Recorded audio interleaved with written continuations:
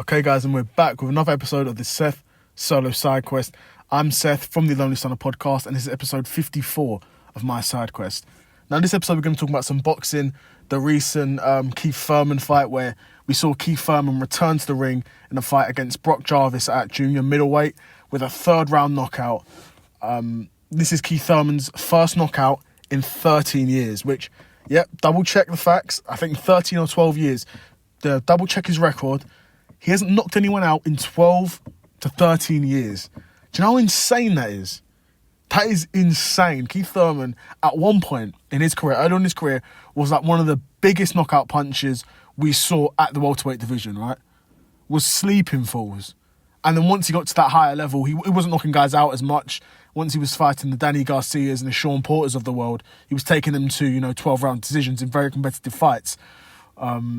But Kieth Thurman, of course, a two-time welterweight world champion. He's now gone up 2 weight divisions and fighting at 154 now. He used to fight at welterweight at 140. Probably had some fights at super welterweight at 147. He's now fighting at 154. And I look at the top of that division, and that's a very difficult division for him, considering he's 36 now. He's got miles on the clock, camps under his belt. He's not been through loads and loads of wars. He's been through a few. The Sean Porter fights were close, and of course he got beaten up, quite decisively by Manny Pacquiao. And that was, 5-6 years ago now. That was 5-6 years ago, and that was when the result was so disappointing was because Kieth Thurman was regarded as being in his prime at that point. Right, so a boxing math suggests, a prime, unbeaten, multi-time world champion Kieth Thurman against past his prime Manny Pacquiao. Logic would suggest Kieth Thurman would win that fight, right? But no, Manny Pacquiao turned back the clock again and, just dominated him. Just absolutely dominated him. And in typical PBC fashion, when you're a highly touted, unbeaten world champion, once you lose that fight, you're going to be out of the limelight for a while, my boy. That's typical Al Heyman, PBC, old school boxing promoter, you've lost your O, take him out of the limelight, he basically doesn't mean anything to us now. And we've kind of seen that where, in terms of his profile as a draw, Kieth Thurman has fallen off completely. I remember the times when he was, showcasing those, not showcasing, he was main eventing in those Showtime boxing cards, and PBC cards. Like, I remember he was a headliner, a guy who could sell tickets. Now he's fighting in Australia, which, to be fair, no shade. To be fair, that arena looked pretty busy, looked pretty packed, and there was clearly some appetite to see a Kieth Thurman return, even in Australia. But he fights Brock Jarvis, a guy who I've never heard of before, a guy who apparently has got some pedigree, some people have somehow got respect to his name, but I don't recognise a single name on his resume. He was a young boxer, so in my opinion, when I was coming into this fight, watching it, I'm thinking, okay, I've never heard of this guy, but he's younger. They could be bringing Kieth Thurman over to Australia to get this young guy to beat him up, and then build this young guy's name off of Kieth Thurman. This is boxing. This is something they do all the time in boxing, right? So I thought that could have been the case. It didn't seem to be the case, to be fair. Brock Jarvis, he definitely came out and he was game. He tried to throw some big shots early. Kieth Thurman seemed to weather the storm, seemed to take the shots, didn't look punchy, didn't look like he had lost any of his punch resistance, seemed to take good clean shots from Brock Jarvis. But again, Brock Jarvis isn't a guy who's known for his punching particularly. He looked big, muscular, in good shape, but looking like he's in good shape and actually knocking guys out is two very different things, right?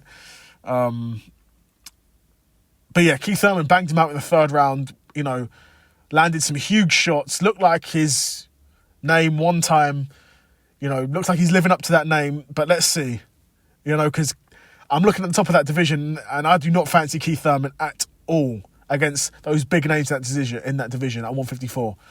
I'm a bit confused why he's fighting at 154 because, like I said, I don't see a route to him winning a world championship at 154, if I'm being completely honest. So it'll be interesting to see what his next fight is. It looks like, because it was in Australia, and after the fight, after Kieth Thurman got the third round knockout over Brock Jarvis. It looked like they were trying to set up the Tzsyu fight at super middleweight in Australia. I think in Australia that'd probably be quite a big fight because Tim's, well, outside of Joseph Parker, I don't even think he's Australian. He might be like from New Zealand or some weird country like that. I think Tim's probably their biggest star that Australia's got.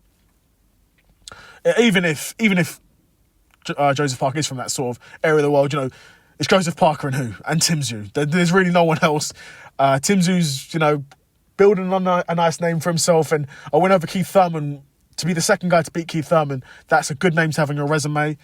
At the same time, Kieth Thurman looked like he was willing to rewind the clock in this fight, but taking big shots from Brock Jarvis is different from taking shots from Tzsyu and the other top junior middleweights at 154. Of course, you've got guys like Madrimov and Terrence Crawford at the top of the division, Virgil Ortiz. These are fights that Kieth Thurman's got no chance in winning, in my opinion. You've got Jamal, one of the Charlos there. I don't really even fancy Kieth Thurman against them. I mean, maybe now because I don't know which one it is, but the smaller one, I'm sure he's the one who got beaten up by Canelo, I'm sure.